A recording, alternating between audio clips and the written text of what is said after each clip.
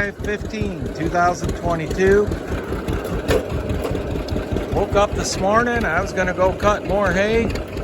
We're supposed to have about another day and a half of good weather, and it said rain this evening, or possibly 30% by 4 this afternoon.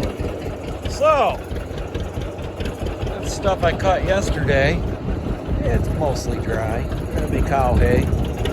So this is what I call hunting and pecking. We're hunting and pecking. This is a buddy of mine. He used to have sheep here. He can barely fit in his gates.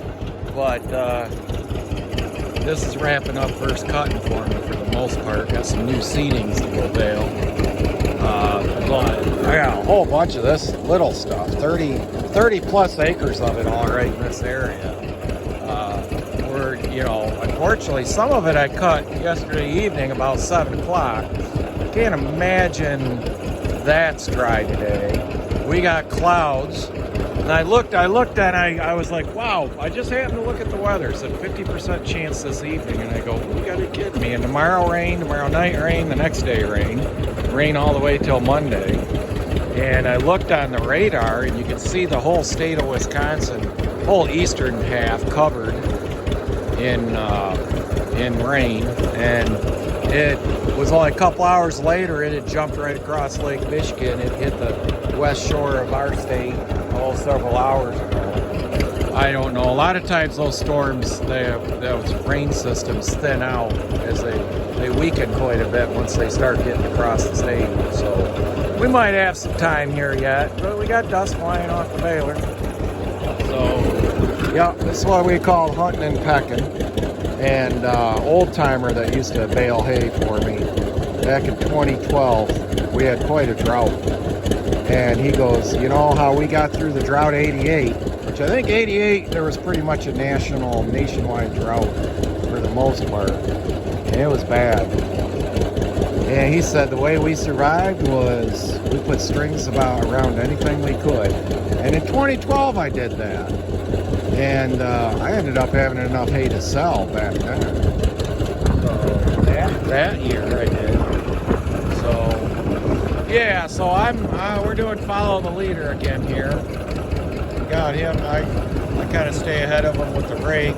This way I'm not raking too much hay. I definitely don't want stuff to get raked in these double windrows. Get rained on. And luckily this is really thin hay. It's thin, mature hay, so it's drying nice. And it's pretty easy just to double it.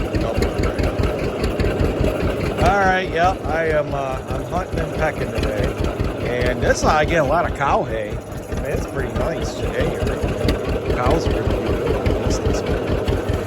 I did discover that the pickup on that baler is just wide enough to pick up these laid down swaths.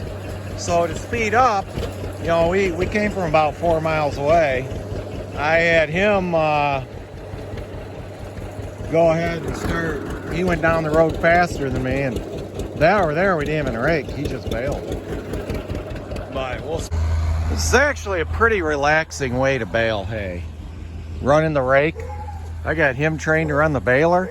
He wants to mess around, screwing around with the twine when it's not wrapping and all that, getting in and out of the tractor. Fine. I'm out in the open. It's a relatively cool day today. It's not that hot.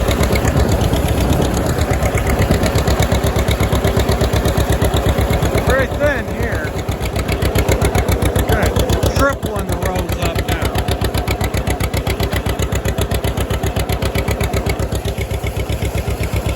We're getting raindrops on the hood. So I'm going to keep baling till the dust stops flying.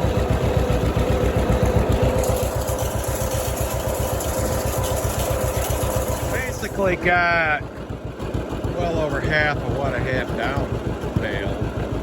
I was planning on doing all this in 2 days. One of these deals, how wet do you go? It's all going to be brood cow hay. So it's kind of crap hay, but dust is still flying.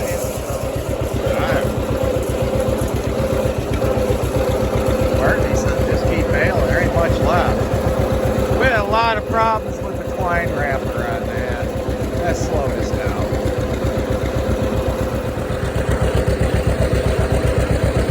Still a little bit of dust flying still. Hood is not wet yet. Coming down pretty decent now. I want to get that baler back, get it under cover. So, have to finish up this row and we're out of here. All done for the night. Here's the 2705 coming down the road.